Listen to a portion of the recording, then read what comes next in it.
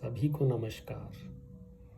आज हम महर्षि वाल्मीकि जी द्वारा लिखी हुई श्रीमद् वाल्मीकि रामायण प्रारंभ करेंगे। मैं आपको बताना चाहूँगा कि मैं कोई कथावाचक नहीं हूँ। बहुत सारे अच्छे कथावाचक हैं, बहुत फेमस भी हैं, और कई जो कम फेमस हैं वो भी बहुत ही अच्छी कथा सुनाते हैं, और उनकी कथा सुनते ही सब लोग मंत्रमुग्ध हो जाते हैं। तो अगर आपको मौका मिले तो आप उनसे सुने, लाइव सुने, अगर पॉसिबल है तो साक्षात सामने रह के। अगर पॉसिबल नहीं है तो उनके वीडियो देखें, बहुत मज़ा आता है उनको देखने में भी। मैं तो अपनी खुद की रामायण स्टार्ट कर रहा था, तो मैंने देखने की कोशिश की यूट्यूब पे कि ऐसा कोई वीडियो हो जिसमें कि श्लोक हों रामायण के सारे और उनका अनुवाद हो। तो मुझे ऐसा कुछ मिला नहीं। एक जगह पर सिर्फ श्लोक मिले, एक जगह पे सिर्फ अनुवाद मिला, लेकिन अक्षर टू अक्षर पूरी रामायण कहीं पर भी नहीं मिली। तो मैंने सोचा मैं रिकॉर्ड ही कर लेता हूँ। तो हम ये गीता प्रेस गोरखपुर द्वारा पब्लिश करी गई महर्षि वाल्मीकि प्रणीत श्रीमद् वाल्मीकि रामायण पढ़ेंगे, और इसके फर्स्ट चैप्टर से प्रथम सर्ग से स्टार्ट करके अंतिम सर्ग तक पढ़ेंगे। इसमें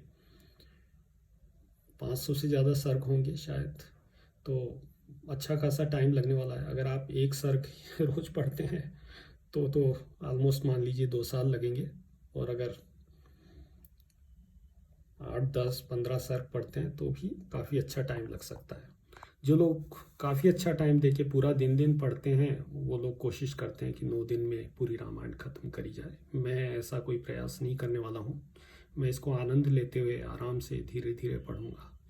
और अगर आपने कभी नहीं पढ़ी है, आप पढ़ना चाहते हैं लेकिन उसकी संस्कृत नहीं पढ़ पा रहे हैं, या कोई भी और कारण है जिसके कारण कि आप खुद नहीं पढ़ना चाहते हैं और सुनने में इंटरेस्टेड हैं, तो आप मेरे साथ आइए और सुनिए। भगवान को प्रणाम, और उनका नाम लेके और श्री महर्षि वाल्मीकि जी को प्रणाम करके, गोस्वामी तुलसीदास जी को प्रणाम करके, और गीता प्रेस और उनमें श्री जानकीनाथ जी शर्मा हैं जिन्होंने इसका इंट्रोडक्शन लिखा है, शायद टीका भी उन्होंने करी हो, या जिन्होंने भी करी है उनको सबको प्रणाम करके और हम ये रामायण प्रारंभ करते हैं। मैं इसका थोड़ा सा इंट्रोडक्शन पढ़ूंगा और उसके बाद से हम सर्ग से स्टार्ट कर देंगे।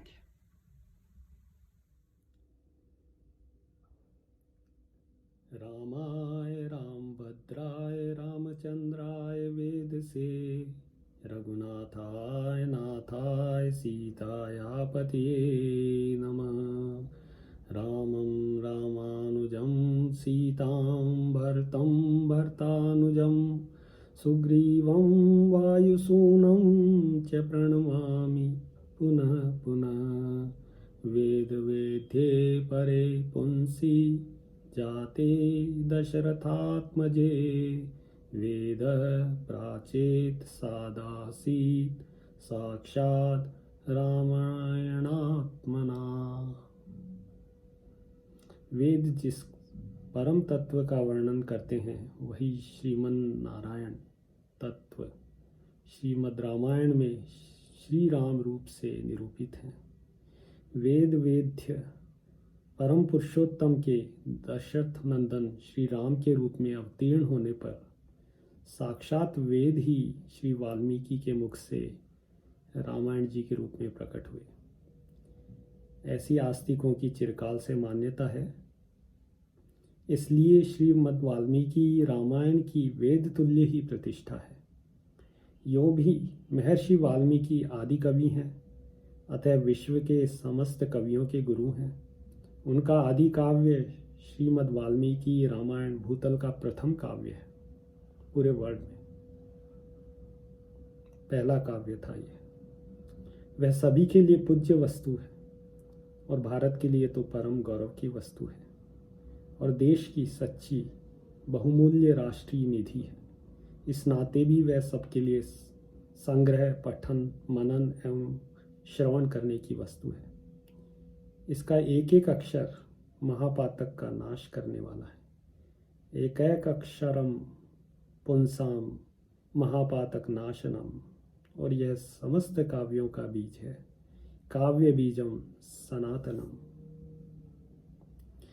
हम सब लोग तुलसीदास जी की रामायण पढ़ लेते हैं, वह सहज है, समझ में भी आती है। वाल्मीकि जी की रामायण पढ़ नहीं पाते, जबकि ये दुनिया का पहला काव्य है। थोड़ा कठिन लगती है, बड़ी भी लगती है, तो इसलिए मैं कोशिश करूँगा कि मैं इसके हर सर्ग को, सर्ग यानी चैप्टर होता है, तो हर सर्ग को जब भी मैं पढ़ूँ तो रिकॉर्ड कर लूँ और यूट्यूब में डाल दूँ, तो जो लोग खुद नहीं पढ़ पा रहे हैं या टाइम नहीं है या संस्कृत को समझने में दिक्कत आती है, वे लोग उसका फ़ायदा उठा सकेंगे। और मैं इसका साथ में हिंदी अनुवाद भी पढ़ूंगा, तो जिससे कि ये सबके लिए इंटरेस्टिंग भी रहे। ऐसा नहीं रहे कि हम सिर्फ संस्कृत के श्लोक सुने और उसका अर्थ ना समझ पाएँ, तो इसलिए मैं इसके हिंदी अनुवाद भी पढ़ूंगा। तो इसी के साथ में सबको प्रणाम करके और प्रारंभ करता हूँ। श्री सीतारामचंद्राभ्यां नमः। श्रीमद्वाल्मीकि रामायणं बालकांडं प्रथमः सर्गः। ॐ तपस्वाध्याय निरतं तपस्वी वाग्विदां वरं नारदं परिप्रच्छ वाल्मीकिर्मुनिपुंगवम्। तपस्वी वाल्मीकि जी ने तपस्या और स्वाध्याय में लगे हुए विद्वानों में श्रेष्ठ मुनिवर नारद जी से पूछा, कोन्वस्मिन् सांप्रतं लोके गुणवान् कश्च वीर्यवान् धर्मज्ञश्च कृतज्ञश्च सत्यवाक्यो दृढ़व्रतः। हे मुनि, इस समय इस संसार में गुणवान, वीर्यवान, धर्मज्ञ, उपकार मानने वाला, सत्यवक्ता और दृढ़ प्रतिज्ञ कौन है? चारित्रेण च को युक्तः सर्वभूतेषु को हितः विद्वान् कः समर्थश्च कश्चैक प्रियदर्शनः। सदाचार से युक्त, समस्त प्राणियों का हित साधक, विद्वान, सामर्थ्यशाली और एकमात्र प्रियदर्शन पुरुष कौन है? आत्मवान को जित क्रोधो धृतिमान को अनसूयकः कस्य विभ्यति देवाश्च जातरोषस्य संयुगे। मन पर अधिकार रखने वाला, क्रोध को जीतने वाला, कांतिमान और किसी की भी निंदा नहीं करने वाला कौन है? तथा संग्राम में कुपित होने पर किससे देवता भी डरते हैं? एतदिच्छाम्यहं श्रोतुं परं कौतूहलं हि मे महर्षे त्वं समर्थोऽसि ज्ञातुमेवं विधं नरम। महर्षि, मैं यह सुनना चाहता हूँ, इसके लिए मुझे बड़ी उत्सुकता है और आप ऐसे पुरुष को जानने में समर्थ हैं। श्रुत्वा चैतत्त्रिलोकज्ञो वाल्मीकिर्नारदो वचः श्रूयतामिति चामन्त्र्य प्रहृष्टो वाक्यं ब्रवीत्। महर्षि वाल्मीकि ने इस वचन को सुनकर तीनों लोकों का ज्ञान रखने वाले नारद जी उन्हें संबोधित करके कहा, अच्छा सुनिए। और फिर नारद जी कहने लगे, बहवो दुर्लभाश्चैव चे त्वया कीर्तिता गुणा मुने वक्ष्याम्यहं बुद्ध्वा तैर्युक्तः श्रूयतां नरः। मुने, आपने जिन बहुत से दुर्लभ गुणों का वर्णन किया है, मैं उनसे युक्त पुरुष को मैं विचार करके कहता हूँ, आप सुने। इक्ष्वाकु वंश प्रभवो रामो नाम जनैश्रुतः नियतात्मा महावीर्यो द्युतिमान धृतिमान वशी। इक्ष्वाकु के वंश में उत्पन्न हुए एक ऐसे पुरुष हैं जो लोगों में राम नाम से विख्यात हैं। वे ही मन को वश में रखने वाले, महाबलवान, कांतिवान, धैर्यवान और जितेंद्रिय हैं। बुद्धिमान, नीतिमान, वाग्मी, श्रीमान, शत्रुनिर्बर्हण, विपुलांसो महाबाहु, कम्बुग्रीवो महाहनु। वे बुद्धिमान, नीतिज्ञ, वक्ता, शोभायमान तथा शत्रु संहारक हैं। उनके कंधे मोटे और भुजाएं बड़ी बड़ी हैं। ग्रीवा शंख के समान और थोड़ी पुष्ट है। महोरस्को महेश्वासो गूढ़जत्रोररिन्दमम् अजानुबाहु सुशिरः सुललाटः सुविक्रमः। उनकी छाती चौड़ी तथा धनुष बड़ा है। गले के नीचे हड्डी मांस में छुपी हुई है। वे शत्रुओं का दमन करने वाले हैं। भुजाएं घुटने तक लंबी हैं। मस्तक सुंदर है। ललाट भव्य और चाल मनोहर है। समय संविभक्तांगः स्निग्धवर्णः प्रतापवान पीनवक्षा विशालाक्षो लक्ष्मीवान शुभलक्षणः। उनका शरीर मध्यम और सुडौल है। देह का रंग चिकना है। वे बड़े प्रतापी हैं। उनका वक्षस्थल भरा हुआ है। आँखें बहुत बड़ी हैं। वे शोभायमान हैं और शुभ लक्षणों से संपन्न है। धर्मज्ञ सत्यसंधश्च प्रजानां च हिते रतः यशस्वी ज्ञान संपन्नः शुचिर्वश्यः समाधिमान। धर्म के ज्ञाता, सत्य प्रतिज्ञ तथा प्रजा के हित साधन में लगे रहने वाले हैं। वे यशस्वी, ज्ञानी, पवित्र, जितेंद्रिय और मन को एकाग्र रखने वाले हैं।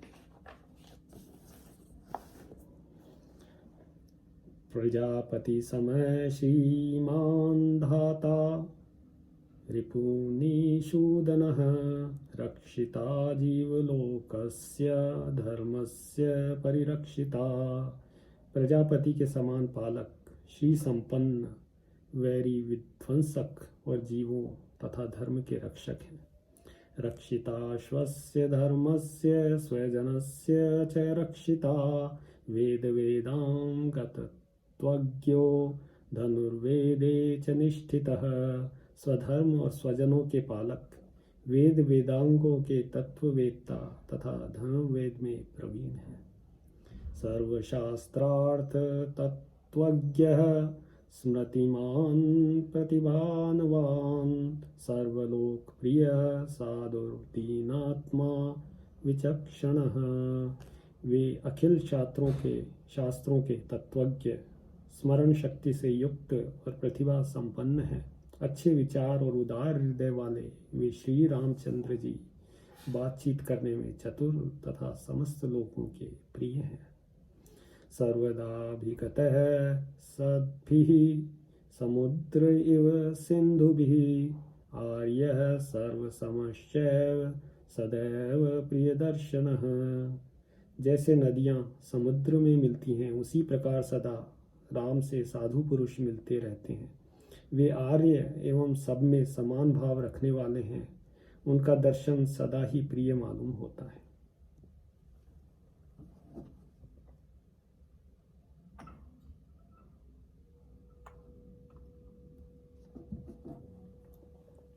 स च सर्वगुणोपेतः कौशल्यानन्दवर्धनः समुद्र इव गांभीर्ये धैर्येण हिमवानिव। संपूर्ण गुणों से युक्त वे श्री रामचंद्र जी अपनी माता कौशल्या के आनंद बढ़ाने वाले हैं। गंभीरता में समुद्र और धैर्य में हिमालय के समान हैं। विष्णुना सदृशो वीर्ये सोमवत् प्रियदर्शनः कालाग्निसदृशः क्रोधे क्षमया पृथिवी समः धनदेन समस्तागे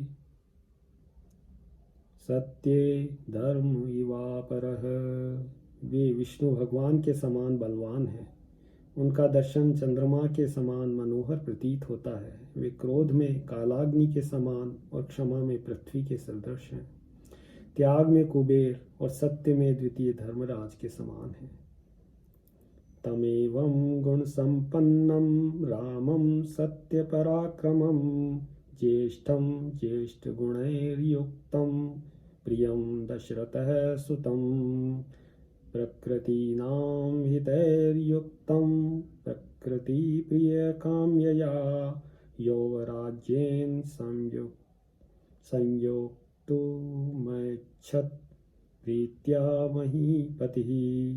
इस प्रकार उत्तम गुणों से युक्त और सत्य पराक्रम वाले सद्गुणशाली अपने प्रियतम ज्येष्ठ पुत्र को, जो प्रजा के हित में संलग्न रहने वाले थे, प्रजा वर्ग का हित करने की इच्छा से राजा दशरथ ने प्रेमवश युवराज पद पर अभिषिक्त करना चाहा। तस्याभिषेक सब संभारान् दृष्ट्वा भार्याथ कैकेयी पूर्वं दत्तवरा देवी वरमेन याचत विवासनं च रामस्य भरतस्याभिषेचनम्।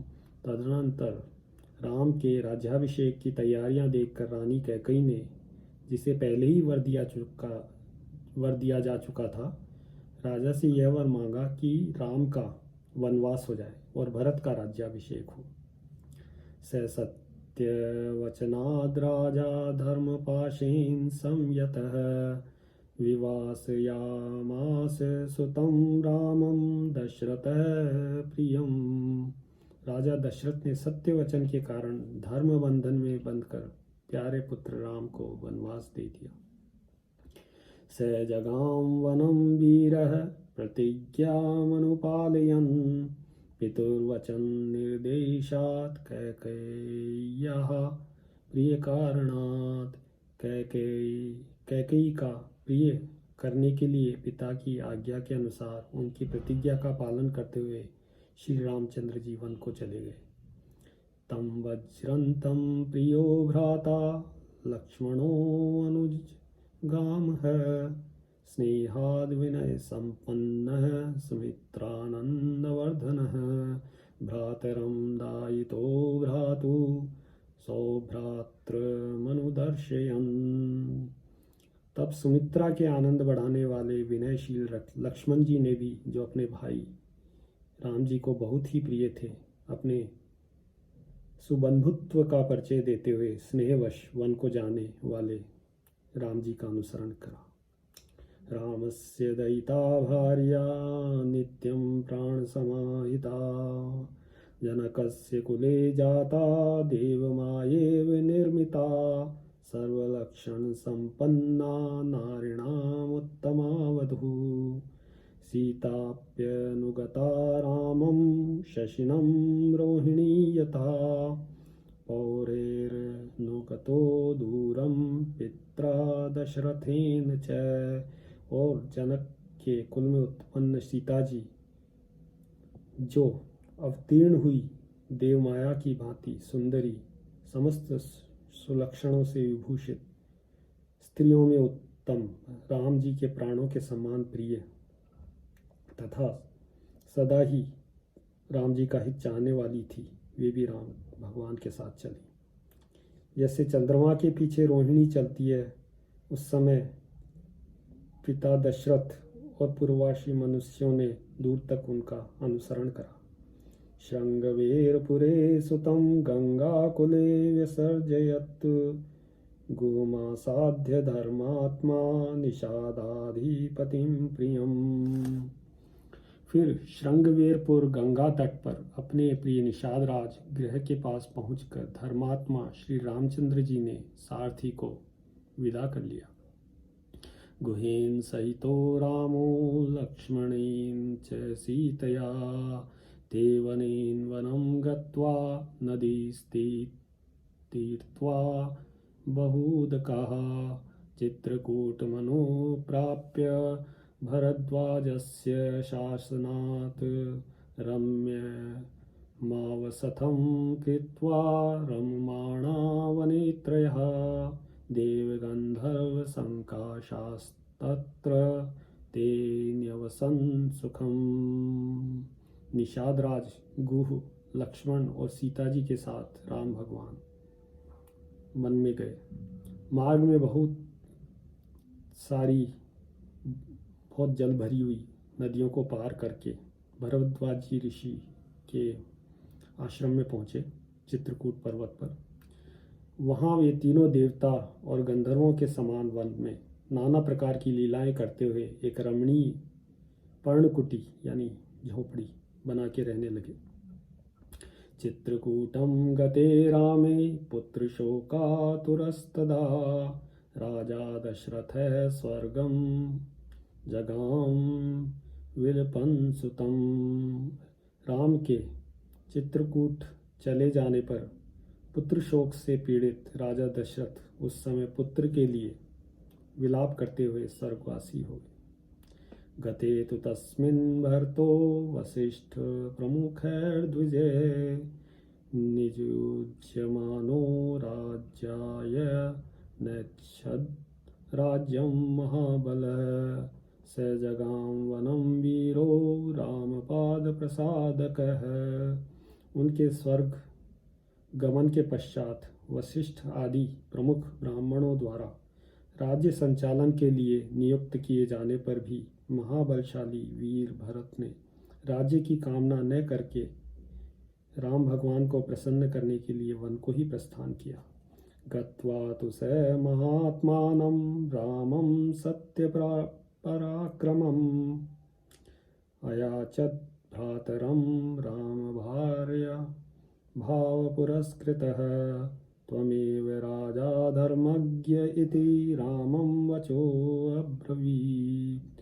वहाँ पहुंचकर सद्भावना युक्त भरत जी अपने बड़े भाई सत्य पराक्रमी महात्मा राम से याचना की और यूं का धर्मज्ञ आप ही राजा हो। रामो अपि परमोदारः सुमुखः सुमहाशयशः न चैच्छत् पितुरादेशाद् राज्यं रामो महाबलः पादुके चास्य राज्याय न्यासं दत्त्वा पुनः पुनः निवर्तयामास ततो भरतं भरताग्रज। परंतु महान यशस्वी परम उदार प्रसन्न मुख महाबली राम ने भी पिता के आदेश का पालन करते हुए राज्य की अभिलाषा न की और उन्होंने भरत जी से राज्य चलाने के लिए अपने चिन्ह के रूप में खड़ाऊ दी और उन्हें बार बार आग्रह करके लौटा दिया। स काममन्वाप्यैव रामपादावपस्पृशन् नंदिग्रामे अकरोद् राज्यं रामागमन कांक्षया। अपनी अपूर्ण इच्छा को लेकर भरत जी ने राम के चरणों का स्पर्श किया और राम भगवान के आगमन की प्रतीक्षा करते हुए वे नंदीग्राम में राज्य करने लगे।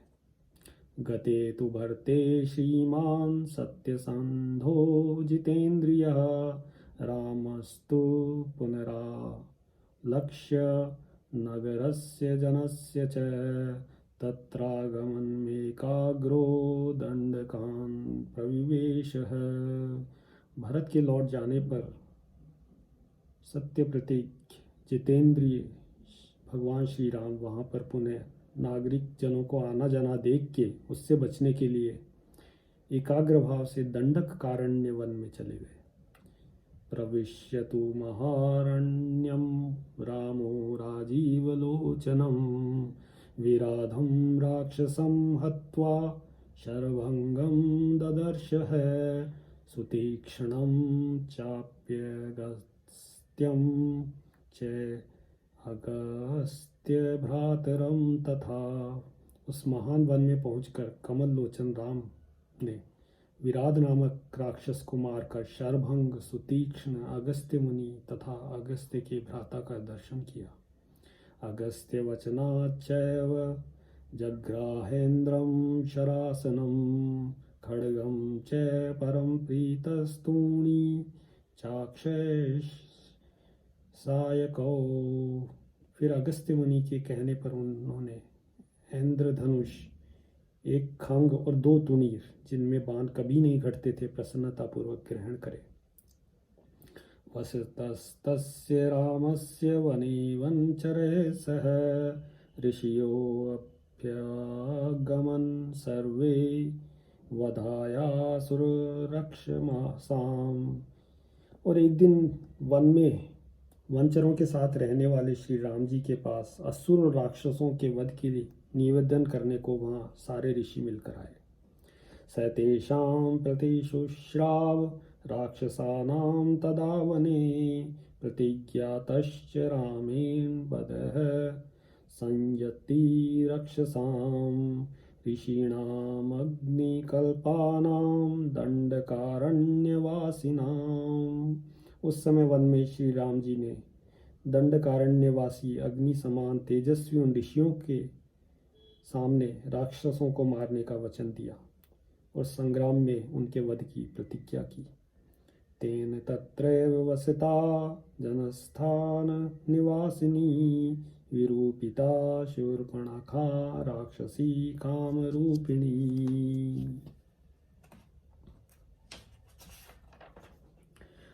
वहाँ ही रहते हुए श्री राम जी ने इच्छानुसार रूप बनाने वाली शूर्पणखा नाम की राक्षसी को कुरूप कर दिया लक्ष्मण जी ने के द्वारा उनकी नाक काटकर। ततः शूर्पणखा वाक्या दुत्युक्तान् सर्वराक्षसान् खरं त्रिशिरसं चैव दूषणं चैव राक्षसं निजधान् रणे रामस्तेषां चैव पदानुगान्। तब शूर्पणखा के कहने से चढ़ाई करने वाले सभी राक्षसों और खर, दूषण, त्रिशरा और उनके पृष्ठपोषक असुरों को श्री राम भगवान ने युद्ध में मार डाला। वने तस्मिन् निवसता जनस्थान निवासिनां रक्षसां निहतान्यासन् सहस्राणि 14। उस वन में निवास करते हुए उन्होंने जनस्थानवासी 14,000 राक्षसों का वध किया। ततो ज्ञातिवधं श्रुत्वा रावणः क्रोधमूर्छितः सहायं वर्यामास मारीचं नाम राक्षसं। तदनंतर का मतलब उसके पश्चात अपने कुटुंब का वध सुनकर रावण नाम का राक्षस क्रोध से मूर्छित हो गया और उसने मारीच राक्षस से सहायता मांगी। वार्यमाणः सुबहुशो मारीचेन स रावणः न विरोधो बलवता क्षमो रावण तेन ते अनादृत्य तु तद्वाक्यं रावणः कालचोदितः जगाम स मारीचस्तस्याश्रम पदम तदा। यद्यपि मारीच ने यह कहकर कि रावण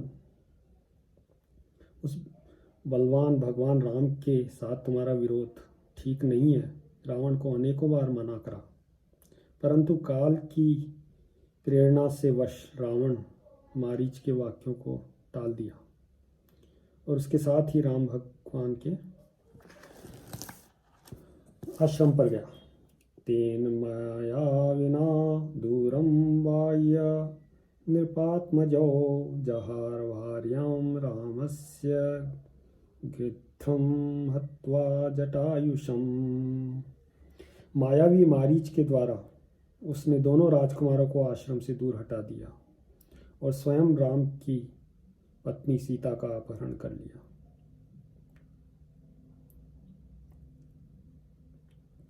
और उसने जटायु नाम के गृध्र का वध भी करा जब जटायु ने उनको रोकने की कोशिश की। गृध्रम च निहतं दृष्ट्वा यतां श्रुत्वा च मैथिलीं राघवः शोकसन्तप्तो विललापाकुलेन्द्रियः। तत्पश्चात जटायु को आहत देखकर, सीता जी का हरण सुनकर रामचंद्र भगवान शोक से पीड़ित होकर विलाप करने लगे। ततस्तेनैव शोकेन गृध्रं दग्ध्वा जटायुषं मार्गमाणो वने सीतां राक्षसं संददर्श कबन्धं नाम रूपेण विकृतं घोरदर्शनं तं निहत्य महाबाहुर्ददाह स्वर्गतश्च सः। फिर उसी शोक में पड़े हुए उन्होंने जटायु गृध्र का अग्नि संस्कार किया और वन में सीता को ढूंढते हुए कबंध नामक राक्षस को देखा, जो शरीर से विकृत तथा भयंकर दिखने वाला था।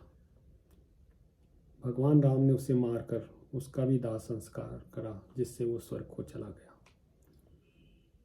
स चास्य कथयामास शबरीं धर्मचारिणीं श्रवणां धर्मनिपुणां विगच्छेति राघवो।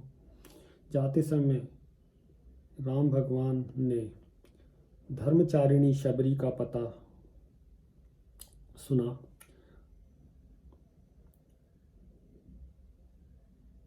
उसने कहा था, हे रघुनंदन, आप शबरी जी के आश्रम में जाइए। सो अभग्य गच्छन् महातेजा शबरीं शत्रुसूदनः शबर्या पूजितः सम्यग् रामो दशरथात्मजः। शत्रुहंता महान तेजस्वी दशरथ जी के पुत्र राम शबरी के यहाँ पर गए। शबरी ने भगवान का भली भांति पूजन करा। पंपा तीरे हनुमता संगतो वानरेण है हनुमद्वचनाच्चैव सुग्रीवेण समागतः। फिर वे पंपासर के तट पर हनुमान जी से मिले और उन्हीं के कहने से सुग्रीव से भी मेल करा। सुग्रीवाय च तत्सर्वं संसद्रामो महाबलः अदितस्तत् यथावृत्तं सीतायाश्च विशेषतः। उसके बाद भगवान राम आदि से ही लेकर जो कुछ हुआ वह विशेषतः सीता का वृत्तांत सुग्रीव से कह सुनाया।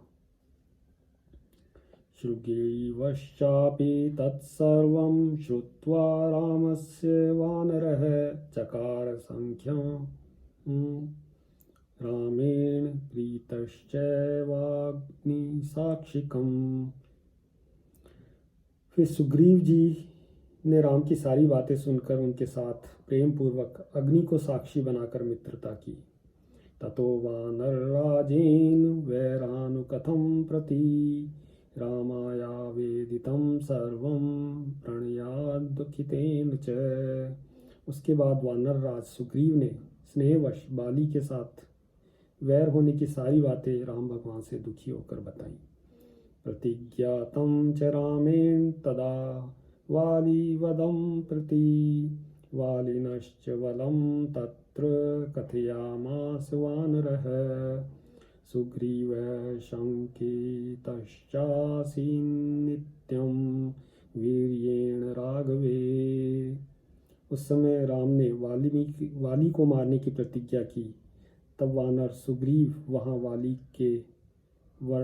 वाली के बल का वर्णन करा, क्योंकि सुग्रीव को राम भगवान के बल के विषय में थोड़ी संशय था। राघव प्रत्ययार्थं तु दुन्दुभे कायमुत्तमं दर्शयामास सुग्रीवो महापर्वत सन्निभं।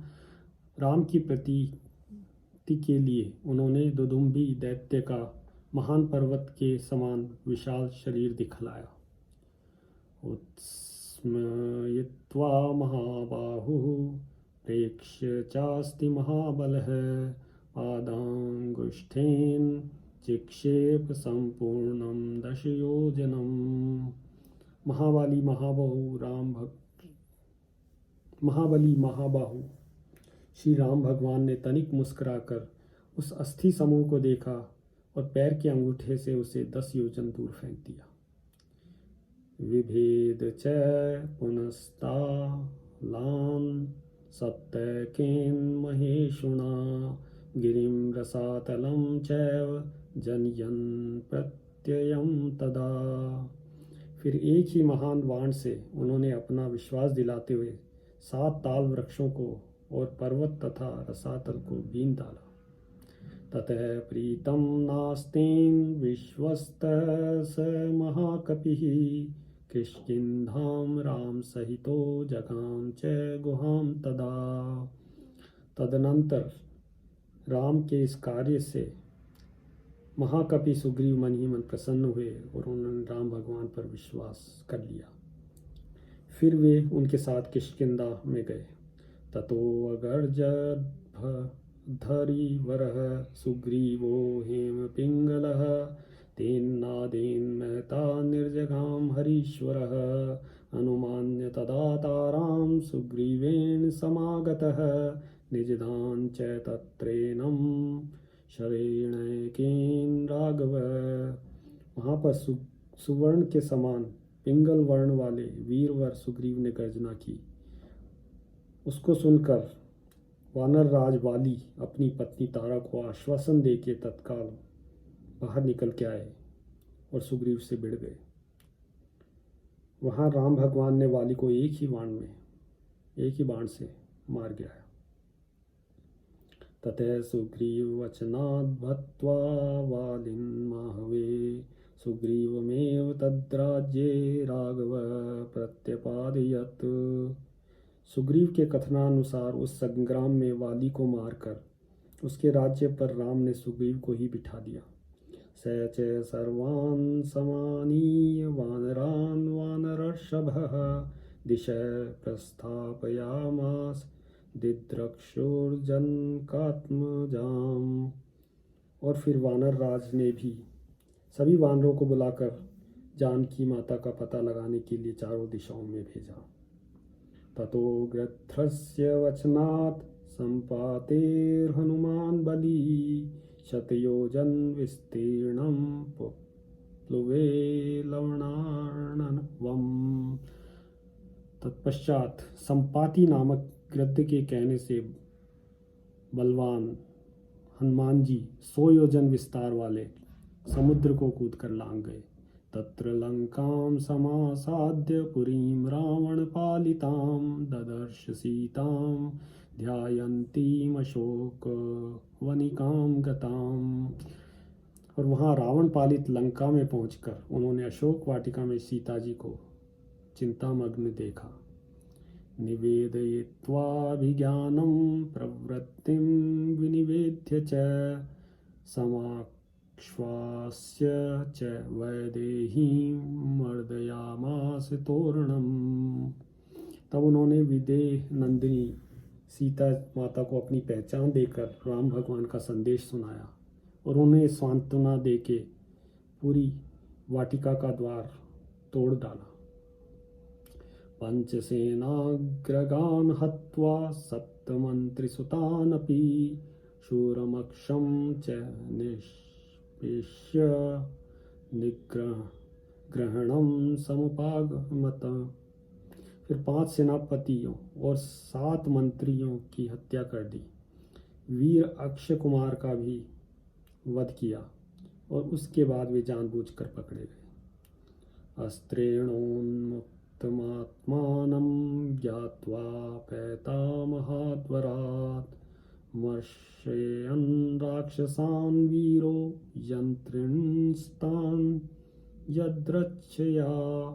ब्रह्मा जी के वरदान से अपने को महापाश से छुटा जानते हुए भी हनुमान जी अपने को बांधने वाले उन राक्षसों का अपराध स्वेच्छानुसार सह लिया। ततो दग्ध्वा पुरीं लंकामृते सीतां च मैथिलीं रामाय प्रेमाख्यातुम पुनरायान महाकपि। उसके बाद मिथिलेश कुमारी सीता जी के अतिरिक्त समस्त लंका को जलाकर हनुमान जी राम भगवान का प्रिय संदेश सुनाने के लिए लंका से लौट आए। सोऽभिगम्य महात्मानं कृत्वा रामं प्रदक्षिणं न्यवेदयद्मेधायात्मा दृष्टा सीतेति तत्त्वतः। अपरिमिति बुद्धिशाली हनुमान जी ने वहाँ जा महात्मा राम की प्रदक्षिणा करके यो सत्य निवेदन किया, हे भगवान, मैंने सीता जी का दर्शन कर लिया है। ततः सुग्रीव सहितो गत्वा तीरं महोदधे समुद्रं क्षोभयामास शरैरादित्य सन्निभः। इसके बाद सुग्रीव जी के साथ भगवान राम ने महासागर के तट पर जाकर सूर्य के समान तेजस्वी बाणों से समुद्र को क्षुब्ध करा। दर्शयामाश्चात्मानं समुद्रः सरितां पतिः समुद्रवचनाच्चैव नलं सेतुं कारयत्। तब समुद्र ने अपने आप को प्रकट किया और समुद्र के कहने से ही राम भगवान ने नल से पुल का निर्माण करवाया। तेन गत्वा पुरीं लंकां हत्वा रावणमाहवे रामः सीतामनुप्राप्य परां विव्रीडामुपागमत्। उसी पुल से लंकापुरी में जाकर रावण को मारा और फिर सीता के मिलने पर फिर सीता जी को प्राप्त करा। तमुवाच ततो रामः परुषं जनसंसिदि अमृष्यमाणा सा सीता विवेश ज्वलनम सती। सीता जी ने अग्नि में प्रवेश करा।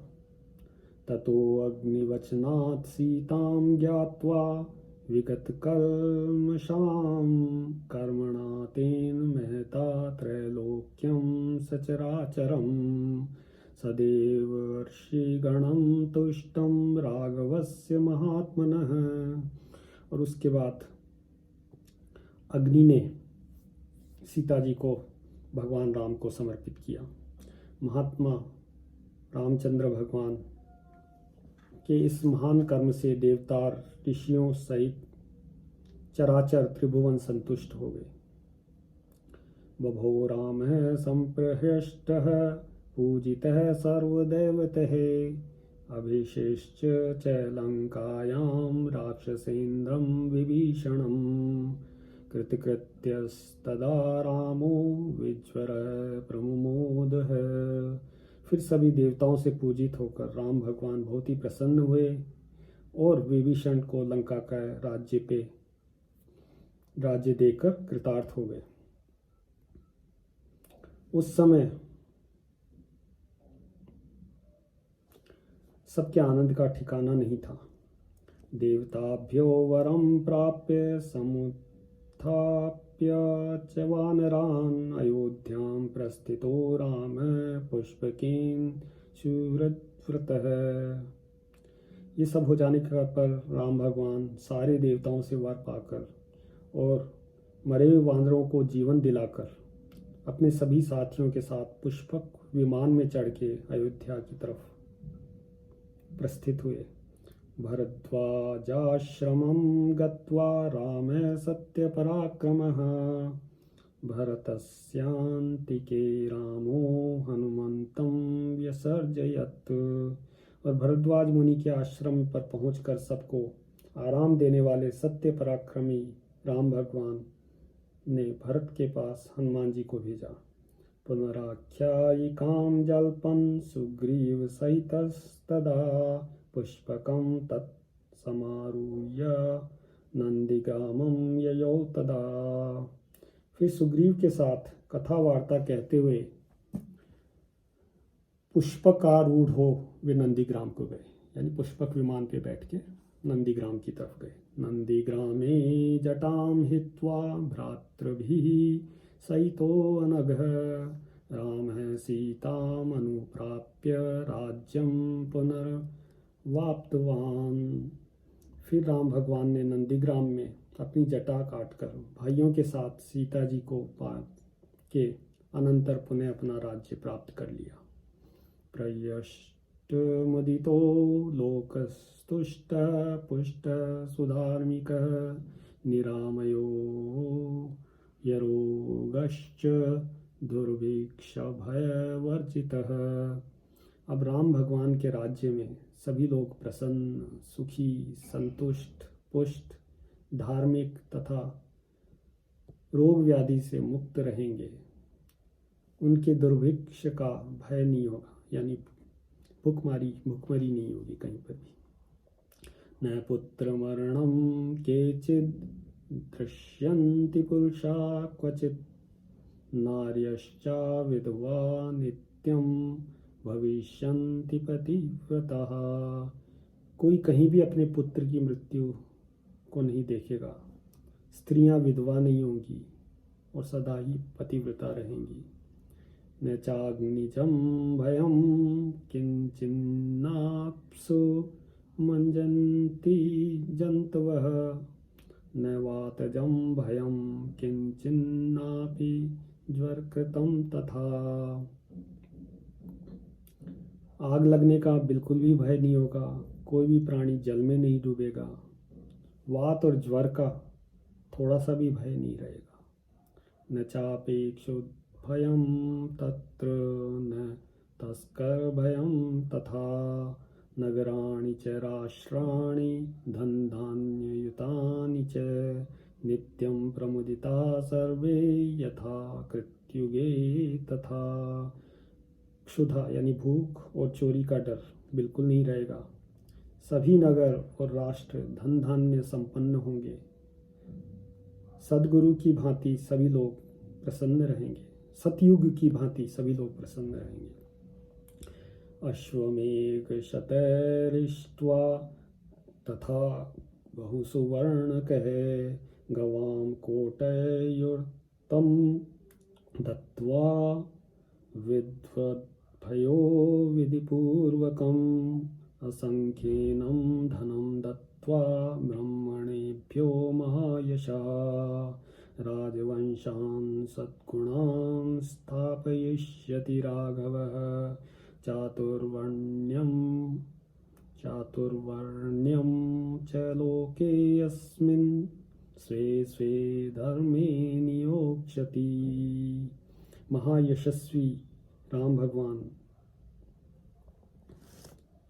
बहुत से सुवर्णों की दक्षिणा वाले 100 अश्वमेघ यज्ञ करेंगे और उसमें विधि पूर्वक विद्वानों को 10-10 हजार करोड़ यानी 1-1 खरब गायें, ब्राह्मणों को अपरिमित धन देंगे तथा 100 गुने राजवंशों की स्थापना करेंगे। संसार में चारों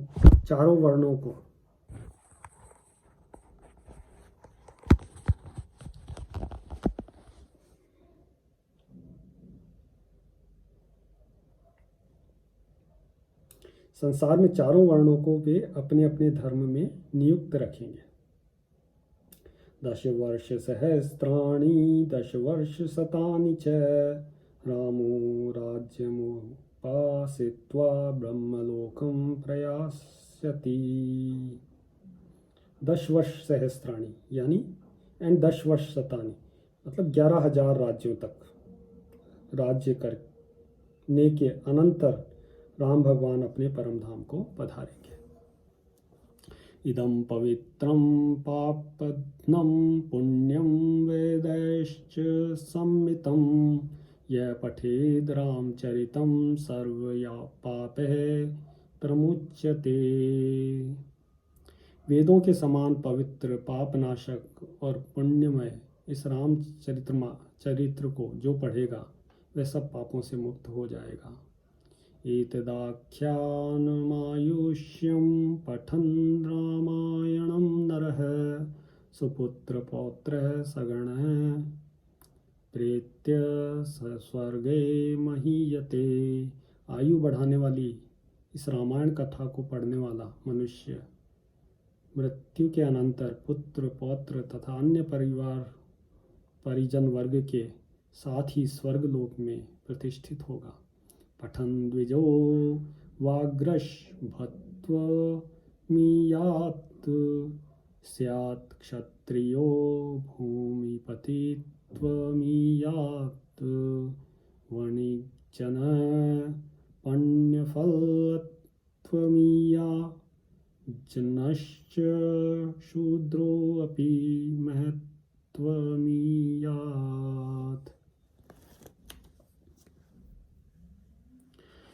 इसको ब्राह्मण लोग पढ़ेंगे तो विद्वान होंगे, क्षत्रिय पढ़ेगा तो पृथ्वी का राज्य प्राप्त करेगा, वैश्य पढ़ेगा तो उसको व्यापार में लाभ होगा, और शूद्र पढ़ेंगे तो प्रतिष्ठा प्राप्त करेंगे। इत्यार्षे श्रीरामायणे वाल्मीकिये आदिकाव्ये बालकांडे प्रथमः सर्गः। ये पहला सर्ग यानी फर्स्ट चैप्टर फिनिश होता है। और मैं आप सब लोगों को ख़त्म करने से पहले ये बताना चाहूँगा कि मैंने सुना है कि ये जो नारद जी ने वाल्मीकि जी को कथा सुनाई है पहले सर्ग के अंदर, 100 सर्ग हैं इसके अंदर और 100 श्लोक हैं इसके अंदर, तो इसको मूल रामायण भी कहा जाता है। तो ये पूरी कथा आ गई शुरू से एंड तक राम भगवान की पहले ही चैप्टर में, और इसको मूल रामायण भी कहा जाता है। तो अगर और कुछ नहीं कर पाते हैं कोई लोग, तो वो सिर्फ इस फर्स्ट चैप्टर को ही पढ़े तो इसमें ही कंप्लीट कथा आ जाती है। नमस्कार।